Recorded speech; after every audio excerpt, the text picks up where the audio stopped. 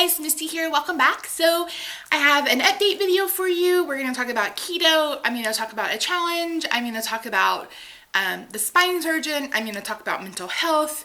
I'm just going to catch you guys all up on all the things. So this may be a little bit of a longer video, but watch at your own risk. I don't know. I can't promise that there won't be crying, and I can't promise that I won't talk forever. So there you go. First things first, you will see linked on the inside a link for my Patreon account. I set one up probably 2 years ago, and I never launched it, but I have launched it within this past week. I mean, please don't feel like you're obligated. I'm still going to continue to post free content here on YouTube and on social media. But if you're interested in helping support me and my efforts on my channels, then I would love for you to check that out. I do have different tiers, and I do offer rewards, I think is what Patreon calls them. So anyway, enough of that. Link will be down below and on the inside. So let's talk about keto first. Rob and I decided to go ahead and take the week of Thanksgiving off from our way of eating. And I don't consider it cheating. I feel like I'm going to do a whole video talking about cheating and diets and way of eatings and those kinds of things. It was a conscious decision on our part before we even ate off plan. As you guys know, with the myasthenia, my biggest concern was being able to handle Thanksgiving. Initially, Thanksgiving was just going to be Rob and I, and then his sister may have came over to eat, and then it turned into a bigger group of people. So instead of spending a lot of money making low carb food like dressing and stuff like that, I told Rob, I was like, and having people eat something they may or may not like, something I hadn't tried before.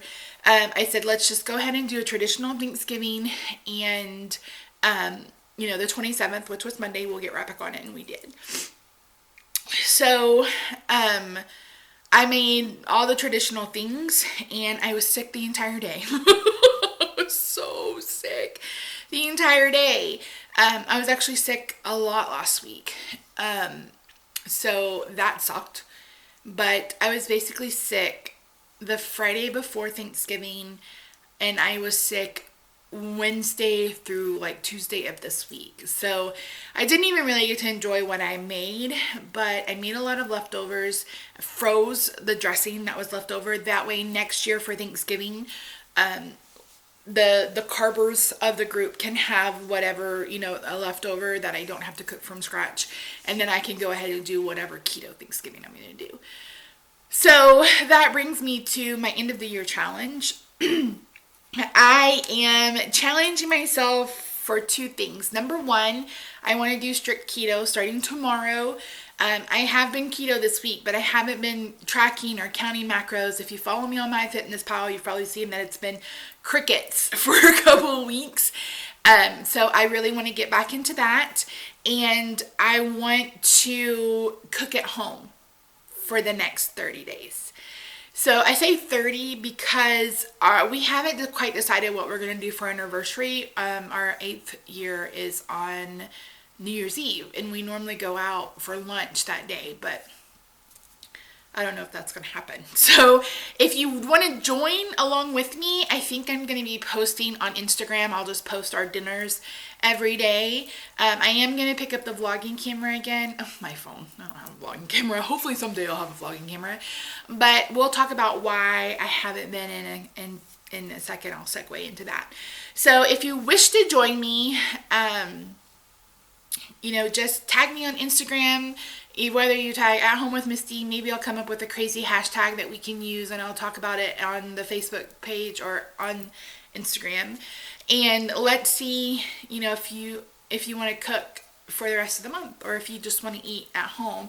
Now, I know this is a hard one because it's like, Misty, it's the end of the year, we're going to parties, we're doing these kinds of things.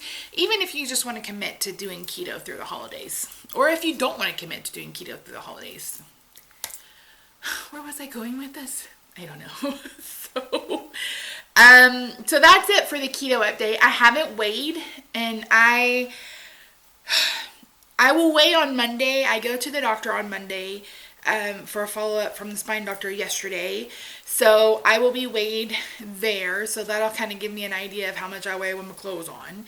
But I honestly think I'm going to stay off the scale until this Christmas Day. Because I just don't want it to discourage me. And I have to, like, I want to hit that goal weight. Like 375 is my goal by Christmas. I want to see that number. But at the same time, my biggest goal is getting, being able to stay off insulin. I go see my endocrinologist next Thursday. So I don't want to get wrapped up in the weight number when there are other numbers at play. So sorry if you can hear Roxy. She's purring really loudly. So that's kind of it for the keto update. I will say that I started apple cider vinegar, and we're about to be on day 5, and it hasn't done nothing for my blood sugar. In fact, since taking it every night before bed, my fasting blood sugars have been over 200. I don't know if that's correlated. It's the only thing I've changed. I haven't been eating carbohydrates at night. So I don't know, but I told Rob I would give it a good 2 weeks, and we'll see what happens. But as of right now, but cinnamon never helped, and turmeric didn't do a dang thing. I was on turmeric for a whole month. I didn't see any decrease in inflammation. I didn't see any decrease in number. Like, I felt no benefits. Someone mentioned having my B12 tested. I had that tested. My B12 was fine. My folic acid was low. So I'm starting folic acid. I don't know what folic acid does for you, but there you go. I know it does help with nerve pain and stuff. So yeah, so as far as keto, I'm just going to keep on keeping on. My A1C was 7 in November. Hopefully it's still 7 in December. It should be. I don't know why it wouldn't be. So yeah, so numbers have been running, 130s, 140s during the day, 180 when I wake up. I'm going to talk to the doctor about maybe switching from Novolin back to Novolog, which is a rapid acting insulin, because to me 180 is not bad in the morning.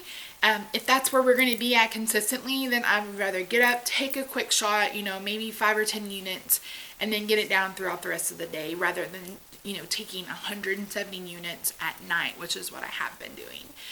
So it's just going to take some playing around with. And fasting isn't helping either. You guys know I do intermittent fasting, and it actually makes my blood sugar rise. So I'm like, my body is an anomaly. I don't know what's going on. So it's just going to take some playing around, and yeah. So that's it for that. So the rest of this video is probably going to be somewhat TMI. So that's your warning that this is going to be a little bit of TMI. I don't think it'll be triggering for anybody. I am going to talk about some depression and stuff that's been going on. So, yeah, if you're leaving, bye, see you later. If you're sticking around,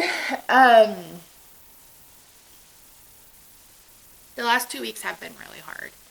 And I mean, let's just be honest. The last year has been bullshit. Actually, the last year and a half has been bullshit. But the last 2 weeks have been really rough. And my eating hasn't been affected by it. I mean, we had already decided to take the week off before anything happened. So you guys know that I have myasthenia gravis. If you've been around, and if you're new here, I have myasthenia gravis, and I take a medicine called Mestinon. There are 2 medications that are made specifically for myasthenia gravis, and I'm taking one of them. And I take mycophenolate, which is an immune suppressing drug at the same time. So Mestinon causes extreme bowel movements, like a lot in a day, like immediately after meals, sometimes 6, 7, 8, 9 times in a day, and sometimes after we get to like the last 3, it's just ugh, okay. So on Monday, normally I can get away with not taking a pill if I have something to do. Like I had a CT scan done this morning with IV contrast and I didn't take it. Of course I couldn't have anything to eat or drink. But I've been fine so far. I took it about an hour ago. I've been okay. On Monday, I was meeting my friend from work. You guys know I left my job in August, and she and I still consider her one of my very best friends, but we haven't seen each other since August, and every time we try to get together, either I get sick, or she's sick, or her little one is sick, and I'm like, I can't be around any sick people, so once we're all well, then we'll meet up. So we went and ate on Monday, and it's probably about a 20-minute drive from my house. It's all freeway, so it's not that bad. And I felt fine that morning, like I didn't have any issues. I didn't take the Mestinon because, again, I thought I don't want to have any issues or anything like that. So we ate. I felt fine. She's like, are you going to make it home okay? I'm like, yeah, I felt great. Famous last words of a fool, because I got in the car and got on the interstate, and I was probably 20 minutes from home, and my stomach turned over. And I was like, no. So, and I knew I was in a situation that the minute I stood up, I was going to basically poop my pants. And that's exactly what happened. I pooped my pants. I made it to my house and got in my garage and got out of the car, which was my biggest worry, and I pooped my pants. And I can't believe I'm sharing this on the internet with some flippin' strangers, but it's the second time in the last 6 weeks that it's happened. The first time was just a little bit. This was like full on poop my pants. And I have been mortified about it.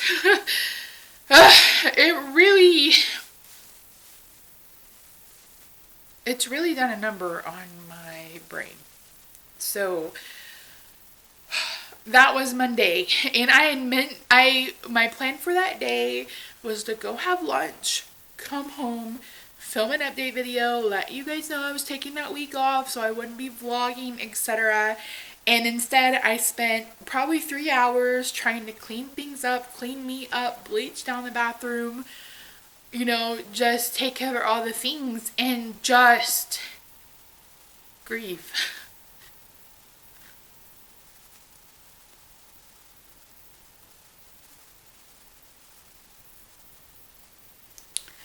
So,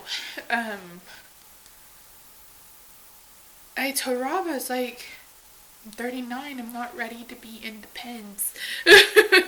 And I didn't take Imodium that day because my regular doctor and the neurologist have both said that I can take Imodium, 3 or 4 times a day if I need it. Well, I had just taken Imodium the day before, so I didn't want to take it again, and I should have. And it was just, I'm still mortified by it. I'm still mortified. I'm still embarrassed. I still, like, every time something happens where I feel like my body isn't doing what it could used to do, it's like everything starts all over. The whole grieving process starts all over. So sorry. I warned you that I was gonna cry. I've been crying about it for 2 flippin' weeks. So anyway, so that happened on Monday, and then there was issues with my brother and tires and money, and I was sick. I could swear I had the strep throat, but I didn't. Thank the Lord, because the last thing I want to do is go on a steroid and an antibiotic. But Monday, I woke up I just woke up pissed off at the world. I don't know what had happened. Maybe I had a bad dream. I don't know. But I woke up really angry. I went to therapy, and I told him, I was like, I'm sorry, I'm just in a really bad mood. But I felt like I had a really good therapy session. But I still couldn't figure out why I was in a bad mood. And then that night, Rob got home, and he was going through the mail, and he's like, we got a late fee for the mortgage. And I'm like, what are you talking about? And he's like, we got a late fee for the mortgage. And I was like, no, he didn't. It completely slipped my mind. It completely slipped my mind. I could not remember whether or not I paid the mortgage, and I hadn't. And the reason I hadn't is because we didn't have the money to pay the mortgage. And I just started sobbing hysterically. Like, Rob could not get me to calm down. And I was mad because I can't remember anything. Ever since I've been on this stupid girl lease, which I am no longer on, thank you, Jesus, I haven't been able to remember anything.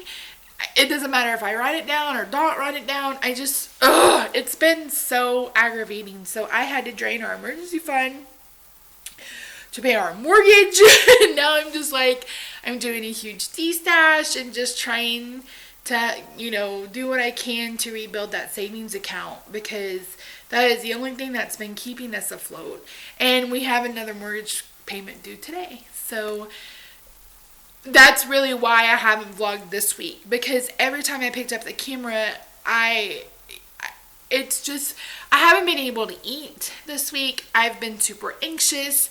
I didn't sleep Monday night. I think I got like 3 hours sleep, and then I woke up at 3 a.m. just nauseated and hyper anxious and just completely disappointed in myself, disappointed in where my life has gone. Sorry. I just kept apologizing to Rob on Monday night and telling him how sorry I was that he married somebody who's broken. Just broken. My body is broken. My brain is broken. I can't work. We have no money. It's just like I was just like, I'm so sorry. I was just like, I'm done. I'm tired. And I'm just over it. So, yeah. And I don't want to talk about finances with you guys. Like, I don't want anybody to watch my videos and feel like I'm a beggar and begging for money and, just talking about it all the time. But again, it's the only thing that's been on my brain this week is, what am I going to do? Like, how am I going to fix this? How am I going to make this right? So, I know life isn't always rainbows and cupcakes and sprinkles. I get it. I do. But I don't want my videos to come off as poor, pitiful Misty. I don't want anybody to watch my videos and, just be angry or sad or mad or this. I just don't want to turn into a charity case. I think that's the main thing, and it's been really hard this time of year because, my therapist and I talked about it, I think one of my love languages is giving or service, because, I want to adopt a family and provide them a Christmas, I can't do that because we don't have the money, and I can't provide time or volunteer because I physically can't do it. So it's just like, I'm just lost. Like, I'm just lost on what I can do this time of year. So we did decorate. We put up the Christmas tree. We put up the mantle. Lily's like, why are you guys putting up a Christmas tree if you're not going to put presents underneath it? And I told her that, it's not about presents. And we had that conversation. I had to tell 11-year-old that she probably wasn't getting any Christmas from us, those kinds of things, having those conversations. So it's been really stressful. So, and to cap it all off, I went to the spine surgeon yesterday, and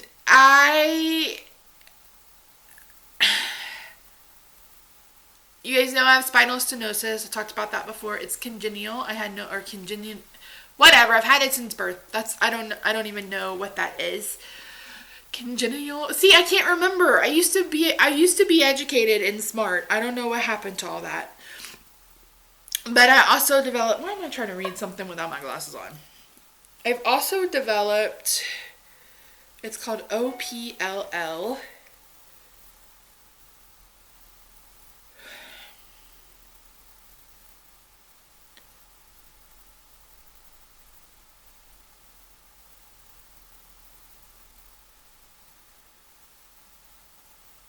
ossification of the posterior longitudinal ligament. So stenosis is when you have a narrow spinal canal. So where your spinal cord is housed. Mine is narrow. And on top of that, now I have basically my ligaments are turning into bone. It's calcifying. So what should be limber and, flexible is now turning into bone. And it and my spinal cord are fighting for room in this canal where the stenosis is, which is already smaller than it should be. And both of those things are inherited. It's genetic. There's nothing I could have done to prevent it. So I don't have a pinched nerve per se in my neck, which is what the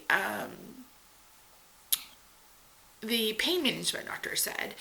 I basically have I have whatever runs through your spinal canal fighting for room, and there's nothing we can do. And that pisses me off. The only thing that there's nothing we can do right now, because he used the word yet. So from what I understand, this can cause something that causes your reflexes. Like, it just basically, I may have to have surgery. That's what it pulls down to. This is not something that can be corrected with medication. It's not something that's going to go away. It's something that will continue. And in, a couple of years, I may have to have surgery. Yay. It's not something that he wants to do now because of the myasthenia, because of the diabetes, because of the immune suppression therapy, because it is a surgery that can cause infection. So basically, I don't want to live on pain pills for the rest of my life, but that's what I get to do. Ugh, I need to go wash my hands. I'll be right back. Okay, I'm back. I went and washed my hands and washed my face and took off my jacket. So, yeah. So at some point in my life in the future, I will probably need surgery, but it's not something that we can do right now. And there's nothing to help it. And the other issue is your cervical spine should have a curve, like it curves. And mine is straight. Which I already knew that because I've had that issue in the past. But all of the nerve pain and the neck pain, I just have to do what I can do with pain medication. And so he said not to get an epidural. He said you should not be getting epidurals. He said in that area of your neck. And I said, okay. He said, you're just going to have to live with it, with pain medicine and stuff. He did say that he thinks hopefully it'll improve when I lose some weight, but it may or may not. So, I was already, he said if you get down to 200 pounds and it's still, if it's getting progressively worse, then we'll consider surgery. So, I don't know at this point. So, I go see my regular doctor on Monday and we'll talk about my options, because I know that doctors are limited on how much pain medication they can prescribe. I really don't want to go back for pain management. So I don't know. I'm just at a complete loss. I'm just lost. I did get all my Social Security paperwork turned in. They sent in some more information, and why they don't make that computer automated, I will never understand. It's like, I can barely move and you want me to write. Like, well, you can type it. I'm like, who the hell has a typewriter? It is 2000 and almost 18. I haven't had a typewriter in 12 years. I haven't had a typewriter in 25 years. like, rawr! And then I had a CT scan today. The neurologist is checking to see if I have the gland, if I have my sternum. So it's just, I had 2 blood draws this week. It's I have 2 doctor's appointments next week. So it's just been, it's been rough, but I'm fighting through it. I got a haircut today. She didn't do exactly what I asked her, but it's just short hair. I told Rob I was thinking of shaving my head, and he basically begged me not to, so I didn't. But I'm just in a bad space, and I just need, I get this way and I'm like, snap the crap out of it, woman. Just snap out of it. Just be grateful for what you can do and what you have. And, you know, I am trying my hardest with that, but, you know, there are times when I just wallow in the pity, the self-pity, because it's hard. It's hard. It's so flippin' hard. So, yeah. But I'm determined to, you know, keep going on keto. I'm determined to get to 350 by my 1-year anniversary. Even if I'm, you know, 5 or 10 pounds away, I'm determined to get to a point where I can be off insulin for good. I'm determined to, you know, do what I can to make sure that I'm helping my body the best way that I can. You know, I'm determined to make sure that I help my husband and help our finances and do whatever I can do to make sure that I'm bringing in money and, you know, just making sure that I'm keeping up with YouTube. You guys don't understand how much your support means.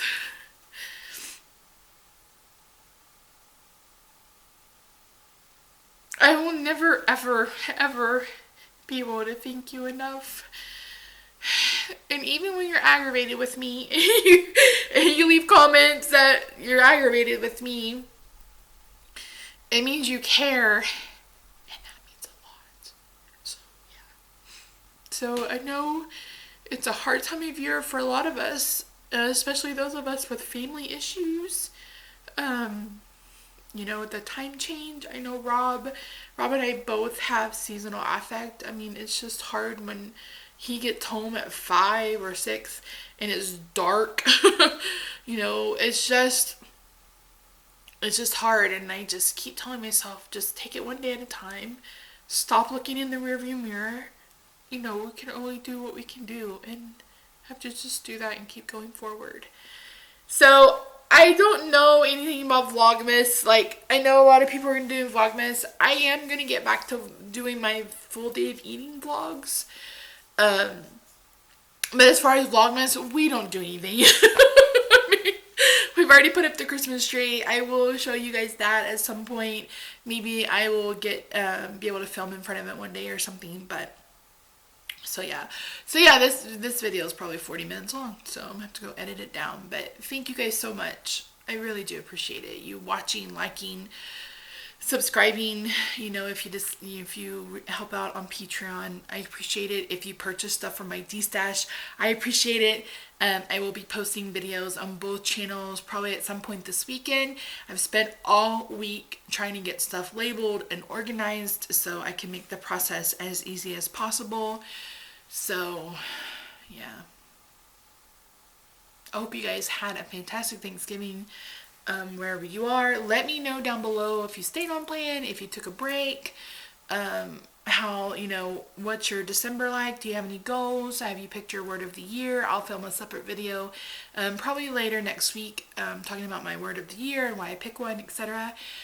So, we're going to do this. We can do this. We're going to do this. And I'm with you 140%. So, thank you guys so much. I'll see you soon. Bye.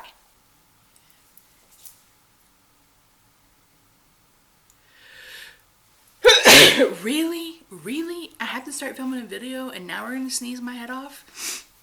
Oh my goodness. Here we go.